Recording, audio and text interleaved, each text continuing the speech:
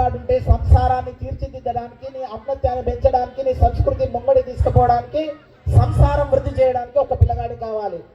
ఒక పాప ఉంటే విశ్వమంగళకారమైన ప్రతిరూపమైన లక్ష్మికి స్వరూపమైనటువంటి యొక్క కూతురు ఉండాలి. అందుకే మన వాళ్ళు అవతలోడు 10 లేక 10 మందిని అంటే వీళ్ళు ఇద్దరికే ఇద్దరు ముగ్గురు ముద్దు అంటున్నారు.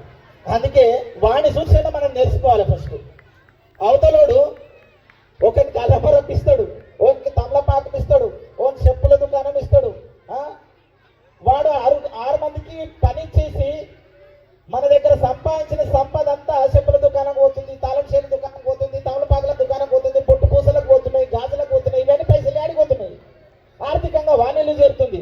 నష్టపోతున్నాం మనం. దేశంలో ఎవడో దేశాన్ని దోసుకపోతలేరు, మనమే దోసి పెడుతున్నాం మన చేతిలో. అందుకే మీ పిల్లలందరూ ఫస్ట్గా అన్ని రంగాలలో ఉండాలంటే 4 పిల్లలన్నా మన సంస్కృతి ధర్మానికి, యావత్ భారతదేశానికి విశ్వగురు ప్రకాశం కావాలంటే 4 పిల్లలు మాత్రం ఉండాలి. ఎందుకంటే ఒకరిని ఆశ లేకుండా దేశం వదలండి, ఒకరికి ఆశ లేకుండా రక్షణ వదలండి, ఒకరికి ఆశ లేకుండా సంఘం వదలండి. అప్పుడు సంఘం నిలబడుతుంది, దేశం నిలబడుతుంది, సంస్కృతి నిలబడుతుంది, మన ధనం నిలబడుతుంది, ధాన్యం నిలబడుతుంది. ఒక్కడిని మన వ్యాపారం వదలండి, వాడు వ్యాపారంలో బాగుపడతాడు. కాబట్టి ఇటువంటి సంస్కరణ మనకు రావాలని